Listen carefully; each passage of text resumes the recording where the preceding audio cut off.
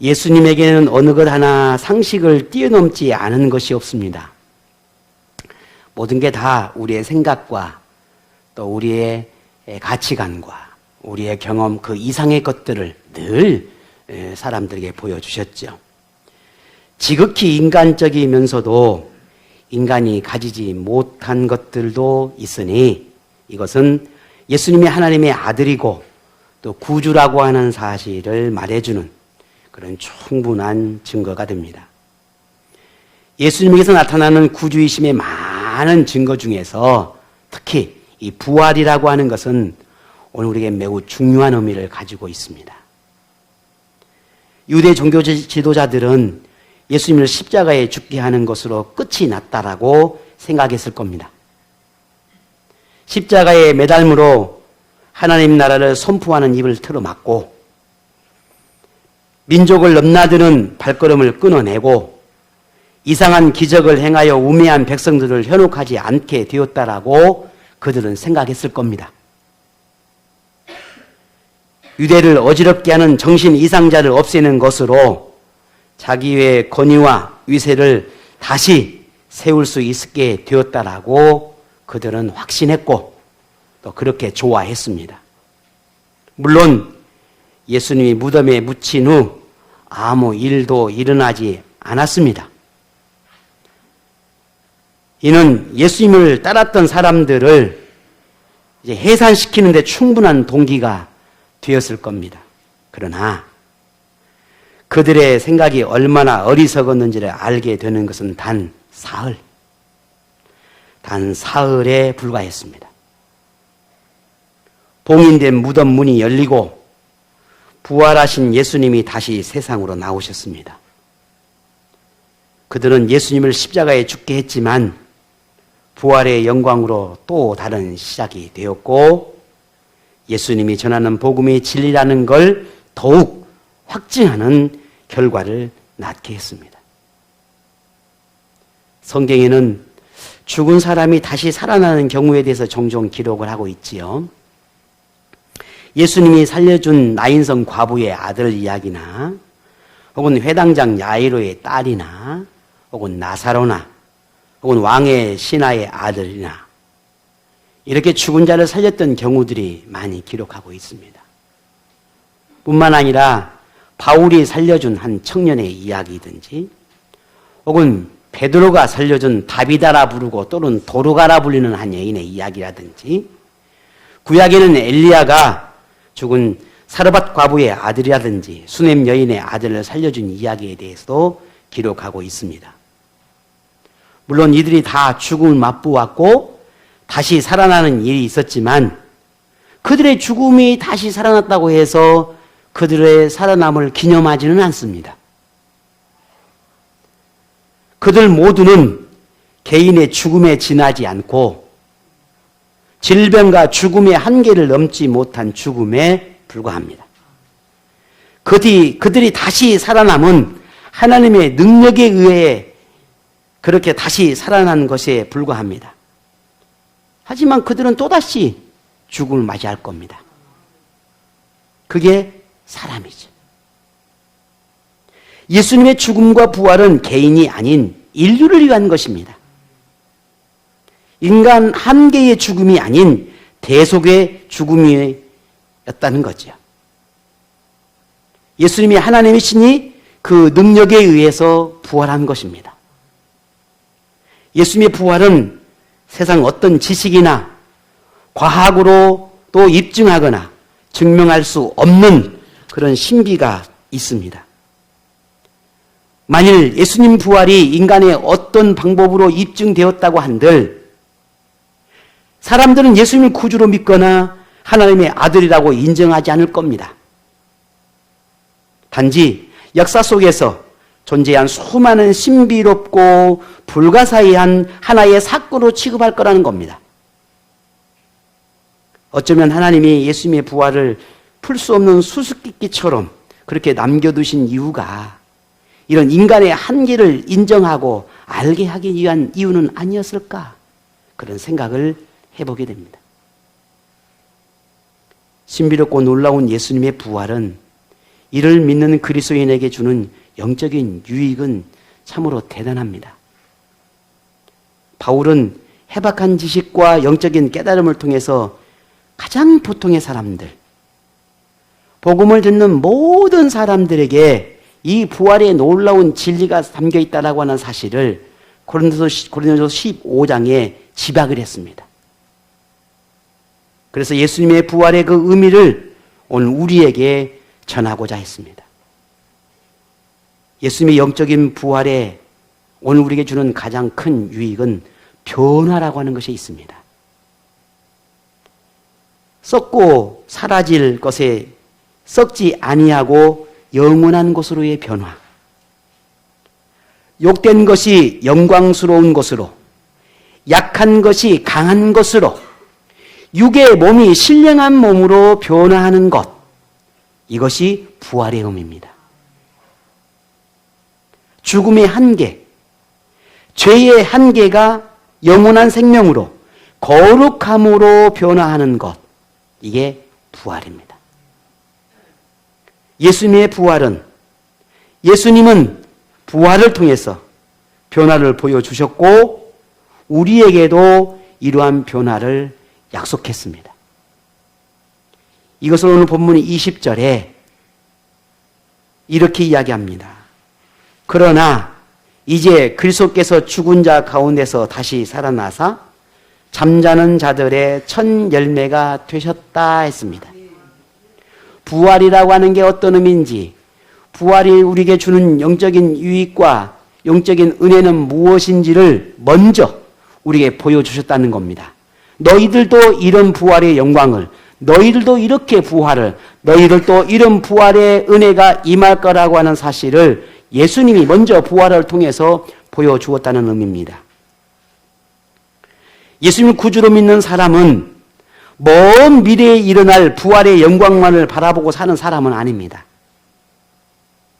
부활의 영광을 입게 될 그날에 향한 희망, 기대를 품기에 현재의 삶에서, 지금의 삶에서 거듭되는 변화의 삶을 우리가 살아가야 한다는 겁니다.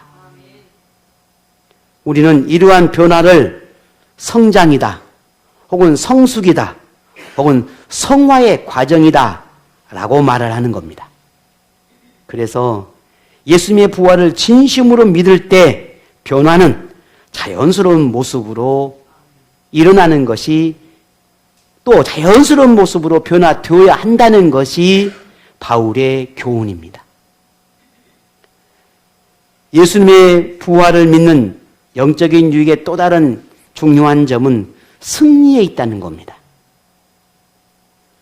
죄와 악으로부터의 승리, 사단으로부터의 승리입니다. 죄는 사람을 죽음에 이르게 합니다. 죄는 사람을 피폐하고 추하게 만듭니다. 죄는 영원한 지옥으로 하나님의 심판을 받게 합니다. 죄는 무너뜨리고 파괴하고 깨지게 합니다. 죄는 암울하고 무뎌지게 합니다. 죄는 고통에 고통을 더하고 슬픔에 슬픔을 더하고 저주에 이르게 합니다. 이것을 오늘 조금 전에 우리가 읽었습니다. 보면 55절에서 56절에 이렇게 말합니다. 사망아, 너희의 승리가 어디 있느냐? 사망아, 내가 쏘는 것이 어디 있느냐? 사망이 쏘는 것은 죄라 했습니다. 죄와 더불어 사단은 타락에 이르게 하는 가장 큰 요인 중에 하나입니다. 사단은 오늘 우리보다 훨씬 강력합니다. 영적인 존재이기 때문에 우리를 꿰뚫어 봅니다.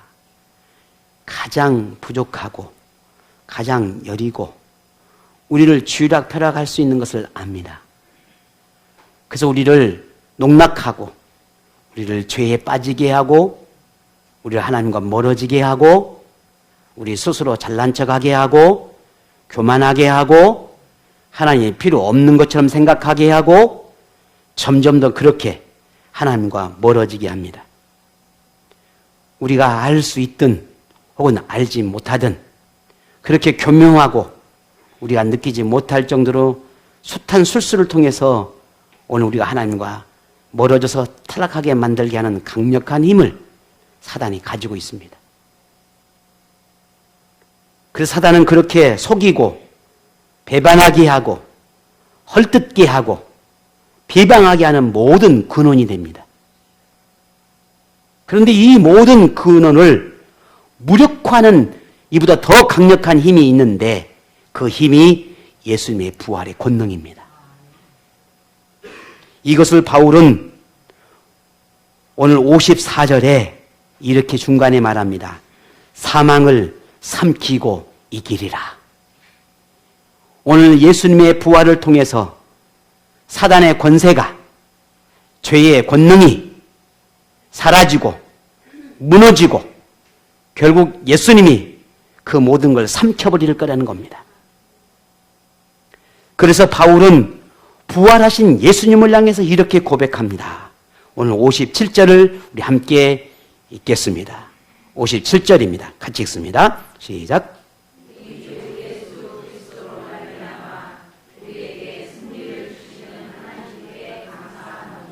아멘. 바울은 부활하신 예수님의 그 권능과 능력이 이 땅에 어떤 영향을 주었는지 주님을 믿는 고백하는 모든 사람에게 어떤 영적인 유익을 주었는지를 너무 잘 알기 때문에 그 모든 은혜에 감사를 고백하고 있습니다.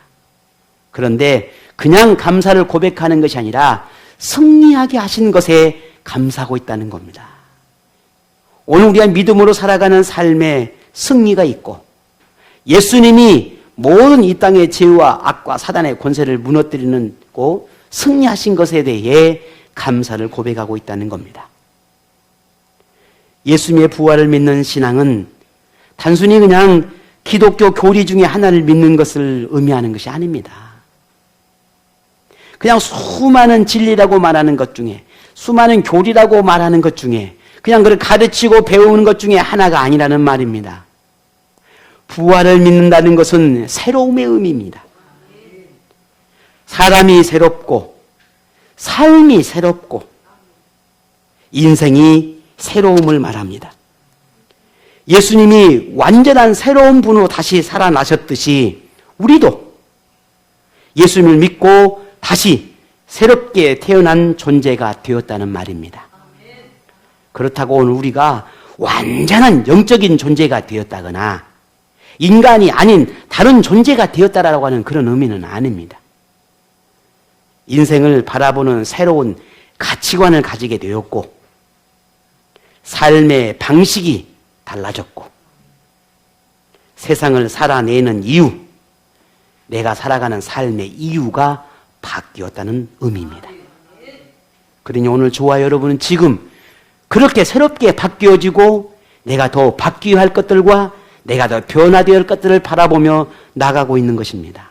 이게 부활의 은혜를 누리는 사람만이 갖는 특권입니다. 부활 신앙은 이처럼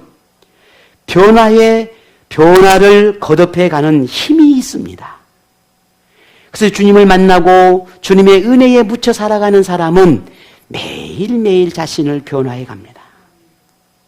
생각이 변해가고 점점 더 주님을 닮아가고자 하는 갈망함을 갖게 되고 그렇게 내가 살아가는 모든 삶의 이유를 하나님께 초점을 맞춰가고자 하는 그런 갈망함을 품고 살아가게 됩니다. 이게 부활의 은혜를 누리는 사람의 모습입니다. 그래서 결국 죄도 사단도 더는 침범할 수 없는 영적인 영역에 이르게 되는 겁니다. 이것을 히브리서 기자는 세상에 감당할 수 없는 믿음이다. 그렇게 표현했습니다. 이것이 오늘 부활을 믿는 완전한 승리요 예수님의 승리였습니다. 다만 오늘 우리는 우리가 사는 이 세상에서는 사는 동안에는 승리와 실패를 거듭하는 불안한 존재에 불과합니다. 하지만 결국에는 우리도 승리하게 될 것입니다. 설령 실패가 지금 현재 우리의 삶 가운데 있다가 하더라도 그런 우리를 바라보며 하나님은 우리를 향한 그 구원을 취소하거나 혹은 하나님의 약속을 변경하지는 않습니다. 여전히 우리에게 하나님의 구원의 영광과 부활의 영광을 약속하고 있다는 것입니다. 하나님은 계속해서 우리에게 변화를 위한 삶을 격려하시고 승리하도록 우리를 돕고 계십니다. 하나님은 우리가 하나님을 향한 신뢰를 잃지 않도록 여전히 능력을 보여주고 계시고 하나님 나라의 소망이 사라지지 않도록 우리에게 계속해서 희망을 품게 또 그 희망을 품고 살아가도록 지금도 우리를 이끌고 계십니다. 하나님은 우리가 죄를 경계하도록 지혜를 주시고 계시고 사단의 공격을 방어할 수 있도록 영적인 무기를 계속해서 우리에게 공급해 주고 계십니다. 우리는 그런 은혜를 붙들고 그런 은혜를 내 가슴에 품고 그 은혜를 향해서 더욱 갈구하는 믿음의 삶을 살아갈 때 우리는 승리할 수 있다는 사실입니다. 이게 오늘 바울이 우리에게 주는 놀라운 교훈입니다. 그러므로 바울은 부활신앙으로 인하여 어떤 상황에서도 승리하는 비결을 우리가 배웠고 부활신앙이 주는 영적인 유익이 얼마나 큰지도 알았으니 그 부활의 영광을 먼 미래가 아니라 지금 내가 살아 숨쉬는 이 순간에 지금의 순간에 그 부활의 영광을 누리고 살라라고 말하고 있습니다. 그 부활의 영광을 누리고 산다는 게 뭘까? 그것을 바울은 오늘 본문 마지막 58절에 이렇게 이야기하고 있습니다. 우리 같이 읽습니다. 시작. 그러므로 내 사랑하는 형제들아 결실하며 흔들리지 말고 항상 주의 일에 더욱 힘쓰는 자들이 되라. 이는 너희 소고가 주 안에서 헛되지 않은 줄 알아니라. 아멘. 예수님 부활이 믿는 모든 자들에게 영광임을 믿는다면 지금 나에게 임한 그 부활의 은혜가 영광이라고 하는 것을 믿는다면 그 믿음이 흔들리지 않도록 더욱 든든히 해라라고 하고 있습니다. 그 믿음이 흔들릴 수 있다는 것을 전제하고 있는 겁니다. 그러니 그 믿음이 흔들리지 않도록 굳건하게 지켜내라는 것입니다. 흔들릴 수 있는 상황이 있을 수 있다는 것이지요. 그러니 그 흔들리지 않도록 굳건히 하라는 겁니다. 예수님 부활을 왜곡시키는 이단들과 부활을 믿지 않는 세상 사람들의 주장과 논리와 철학으로 부활을 논증하려는 이들의 주장에 흔들리지 말라는 말입니다. 오직 예수님 부활의 진실함을 믿고 그 믿음을 지켜내라 라고 말하고 있습니다. 더불어 모든 오늘 우리가 믿고 있는 이 믿음이 더욱 굳건하게 지키기 위해서는 그 믿음을 가지고 예수님을 전하는 일과 교회를 세우는 사역에 힘써야 한다라고 권면하고 있습니다. 정치적인 외압과 우상숭배와 교묘히 바꾸는 잘못된 교리로부터 교회를 지켜내고 진리인 하나님 말씀을 전해야 한다는 말입니다. 바울이 주의 일에 더욱 힘쓰는 자가 되어야 한다라고 말하고 있습니다. 그런데 여기서 힘쓴다라고 하는 이 말은 우리는 조금 더 주의 깊게 살펴봐야 할 의미가 있습니다. 힘쓴다는 것은 흔히 우리가 말하는 애쓴다라고 하는 그 수준을 뛰어넘습니다. 오늘 힘쓴다라고 하는 것은 적당히 할 수 있을 만큼 혹은 지나치지 않게 혹은 할 수 있는 것만 혹은 할 기회가 주어질 때를 한다라고 하는 그런 의미가 아니고 오히려 더 그 반대로 더 넘치게 넘쳐 흐르게 초과해서 라고 하는 의미가 여기에 담겨 있습니다. 그러니 힘쓴다라고 하는 것은 내가 힘에 지나도록 내가 할 수 있을 만큼 좀 더 하나님의 일에 힘쓰라는 의미입니다. 요즘 현대인들의 가장 신앙의 어떤 연약함들이 거기에 있습니다. 나는 이만큼 하면 될 것 같아. 나는 지금 최선을 다하고 있어.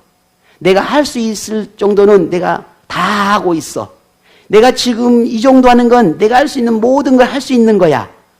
라고 스스로 신앙생활에 한계를 둔다는 것이죠.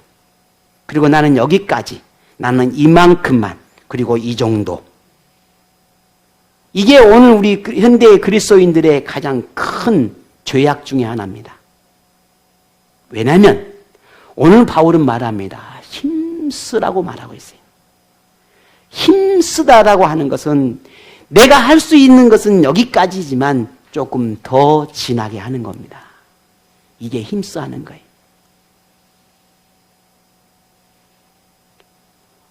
하나님은 오늘 우리에게 하나님의 영광과 교회의 유익과 하나님의 나라를 위해서 수고하고 애쓰되, 우리가 수고하고 헌신하되, 그것을 내가 할 수 있는 것만큼만 하는 게 아니라 조금 더 넘쳐 흐르게, 조금 더 과하다 싶을 정도로, 조금 더 우리가 그런 할 수 있을 만큼이 아니라 그 더 초과해서 하나님의 수고와 하나님의 일을 위해서 헌신하는 삶을 살라고 말합니다. 오늘 여러분 이 말씀에 어쩌면 많은 생각들이 들는지도 모릅니다. 어떻게 그럴 수 있을까? 어떻게 힘에 지나도록 더 많이, 지금도 열심히 하고 있고 지금도 내가 최선을 다하고 있는데 이보다 더 하라는 것인가? 더 수고해야 한다는 건가? 더 헌신이 필요하다는 건가? 더 하나님 앞에 믿음으로 살아가야 한다는 건가? 오늘 바울의 권면은 그렇습니다. 더 필요하다는 겁니다. 지금의 보다 최선을 다하는, 아니 최선의 그 이상이 필요하다고 말하고 있는 겁니다. 왜냐하면 그마저도 없다면, 그런 열정마저도 없다면, 그런 수고로마저도 없다면 우리는 언제든지 우리의 믿음은 흔들리고 우리의 믿음은 바닥을 치게 될 것이기 때문입니다. 그만큼의 우리가 수고를, 그만큼의 우리가 헌신을 하나님 앞에 올려드릴 때만이 어쩌면 우리가 지켜낼 수 있는 유일한 끈이 될 수 있을런지도 모릅니다.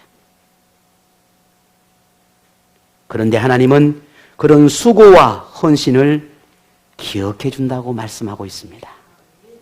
절대로 헛되지 않게 할 것이라고 우리에게 말씀하고 있습니다. 세상이나 믿음이 부족한 사람들은 바울의 권면처럼 사는 그리스도인의 삶을 두고 세상을 역행하는 것이고 미련하고 어리석다고 말하는지도 모릅니다. 여러분은 어떻습니까? 그렇게 사는 것이 어리석고 미련한 것입니까? 그렇게 하나님을 위해서 애쓰고 살아가는 것이, 힘들게 내가 최선을 다해서 살아가는 것이 어리석고 무지한 것입니까? 아니면 적당하게 즐길 줄 알고, 적당하게 놀 줄 알고, 적당하게 섬길 줄 알고, 적당하게 그리스도인의 삶을 살아낼 줄 아는 사람이 지혜롭고 현명한 것입니까? 여러분은 어떻게 생각하십니까? 하나님을 경외하고 신앙 공동체 안에서 헌신하는 것을 그들은 이해하지 못합니다. 그러나 수고와 자기 희생과 헌신의 삶은 부활의 영광을 기대하고 소망하는 오늘 우리에게는 당연하게 여겨야 할 하나님의 그 은혜의 삶이라는 걸 우리는 기억해야 합니다. 그러니 바울이 말합니다. 휘둘려 흔들리지 마라. 너의 그 수고로운 삶을 향해서 비방하는 그들 때문에, 너의 애쓰고 힘쓰는 그 믿음의 삶을 살아내는 너의 모습을 보고 손가락질하는 그들 때문에 휘둘리거나 흔들리지 마라 라고 말하고 있습니다. 저들의 소리에, 저들의 말에 휘둘리지 말라.